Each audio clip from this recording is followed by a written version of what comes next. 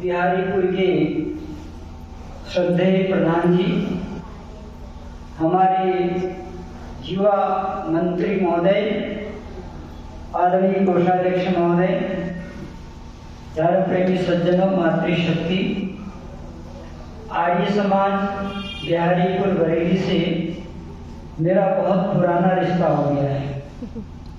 बहुत पहले से मैं यहाँ आ रहा हूँ और कभी कभी सोचता हूँ कि लोग इतनी बार क्यों बुला लेते हैं, क्योंकि अधिकतर लोग एक दो बार सुन के ऊब जाते हैं।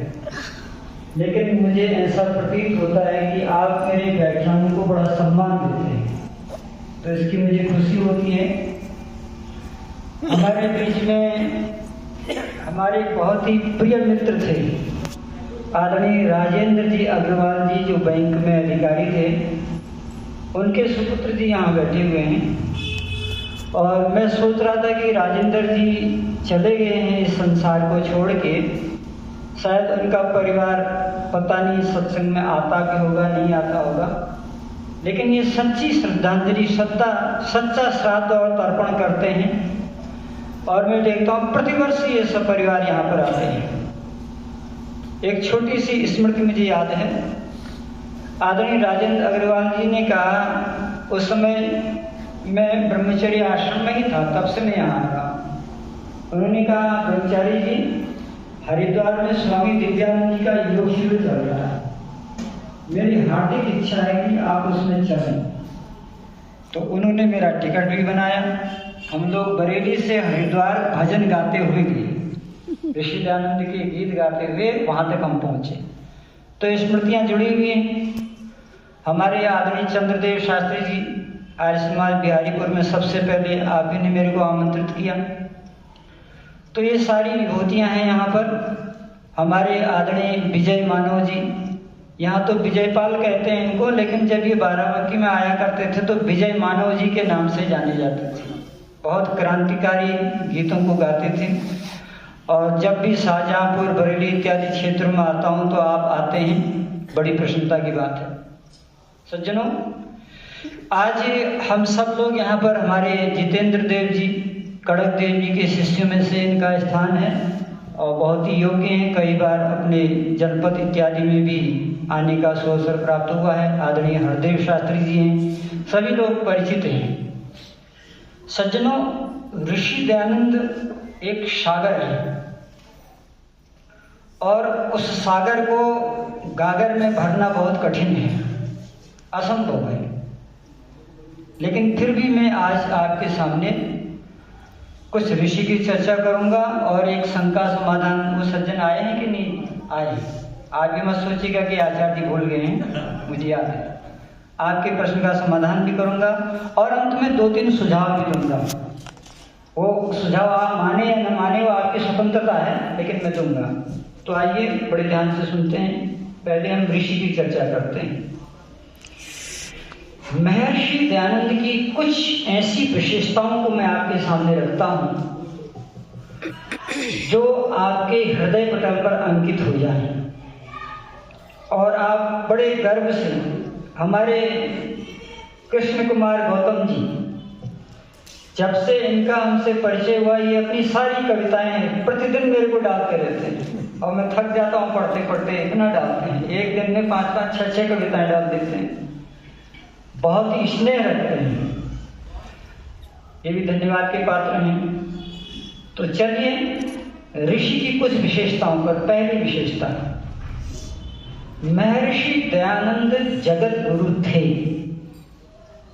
महाभारत के बाद 2 ही जगत गुरु हुए हैं।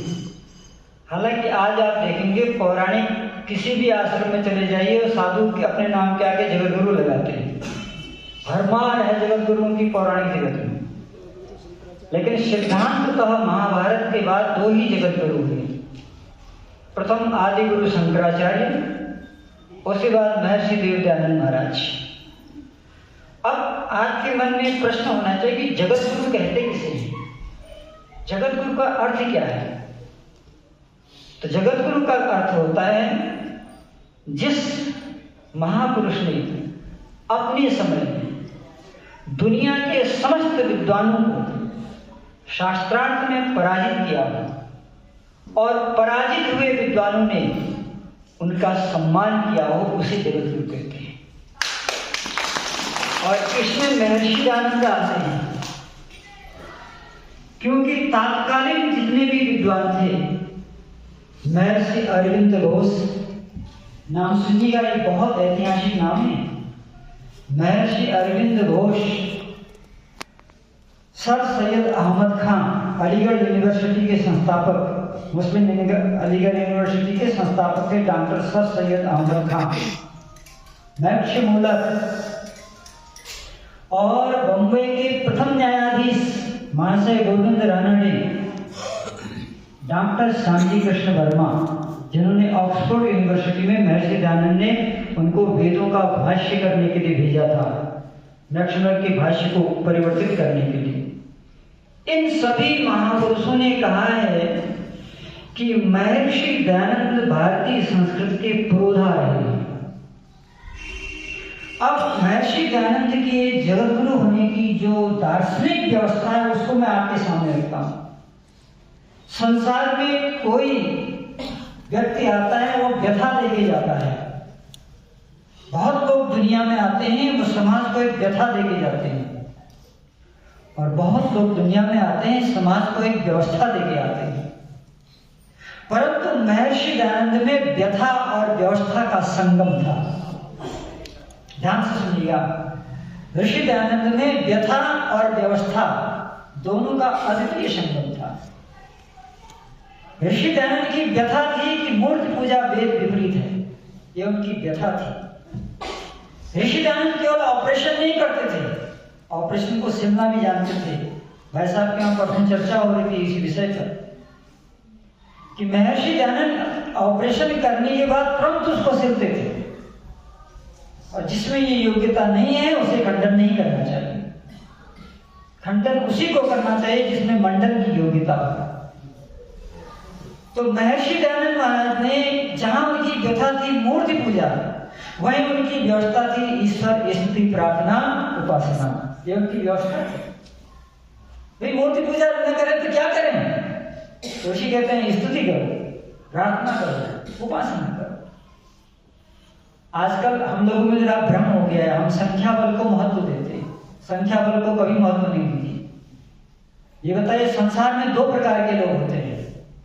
एक अच्छे लोग होते हैं, कैसे होते हैं, और दूसरे सच्चे होते हैं। किसको पसंद करेंगे आप? सच्चे को। याद रखा, दुनिया में अच्छे बहुत लोग हैं, लेकिन आर्य समाज अच्छे के साथ साथ सच्चा है, इसलिए हमारे समाज को अपनाते हैं। तो ऋषि दयानंद की बातें सच्ची हैं। अच्छे तो बहुत लोग हैं, अच्छे तो इतने लोग हैं कि उनकी कथाओं में 5000, 6000, 10,000 की भीड़ होती है, लेकिन वो सच्चे बिल्कुल नहीं होते, खाली अच्छे होते हैं। इसलिए अच्छाई की ओर मत भागो, सच्चाई की ओर भागो, क्रीम की ओर भागो।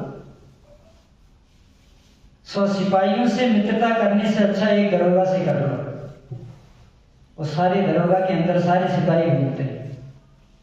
सत्य के साथ आओगे तो अच्छाई अपने आप आ जाएगी, केवल अच्छाई के पीछे भागोगे तो बुराई का अंबार लग जाएगा। इसलिए अच्छाई में सच्चाई का होना जरूरी है। गीता अच्छी है, रामायण अच्छी है, महाभारत अच्छी है, लेकिन सच्चे नहीं है। वे अच्छे भी हैं और सच्चे भी हैं।